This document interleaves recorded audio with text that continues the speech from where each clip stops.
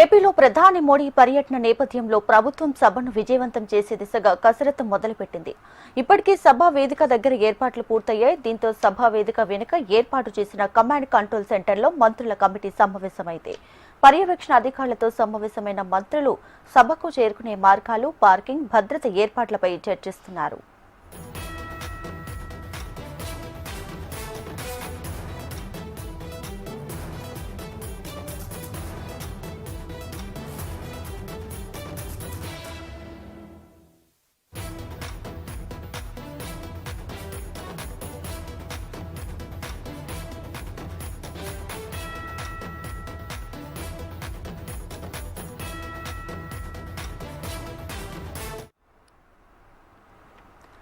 రైట్గా రేపు ప్రధాని మోడీ ఏపీ పర్యటన అయితే ఖరారైంది.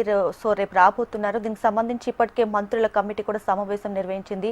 దీనికి సంబంధించి పూర్తి డీటెయిల్స్ అమరావతి బ్యూరో హరికిషన్ మనకి అందిస్తారు. హరికిషన్.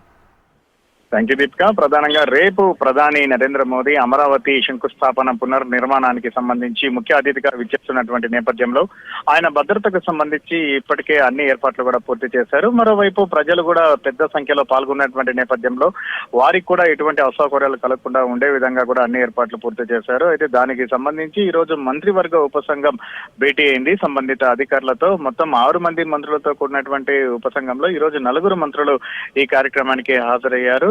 పురపాలక శాఖ మంత్రి నారాయణ, అలాగే సివిల్ సప్లై సంబంధించినటువంటి మంత్రి మనోహర్, కొల్లు రవీంద్రతో పాటు ఆర్థిక శాఖ మంత్రి పయ్యావుల కేశవ్, వీళ్ళు 4 కూడా నోడల్ ఆఫీసర్ ఎవరైతే ఉన్నారో ఈ కార్యక్రమానికి సంబంధించి వీరపాండ్యంతో పాటు అలాగే భద్రతా దళాలకు సంబంధించినటువంటి అధికారులతో కూడా ఇక్కడ కమాండ్ కంట్రోల్ ఏదైతే ప్రధాన వేదిక ప్రధాని సభ ఉంటుందో ఆ సభ వెనకాల ప్రాంతంలో చేసినటువంటి కమాండ్ కంట్రోల్ రూమ్ లో సమావేశమయ్యారు. దీనికి సంబంధించి పూర్తిగా వాళ్ళైతే ఏవైతే చర్యలు తీసుకుంటున్నారో వాటికి సంబంధించి కూడా సమీక్ష చేశారు.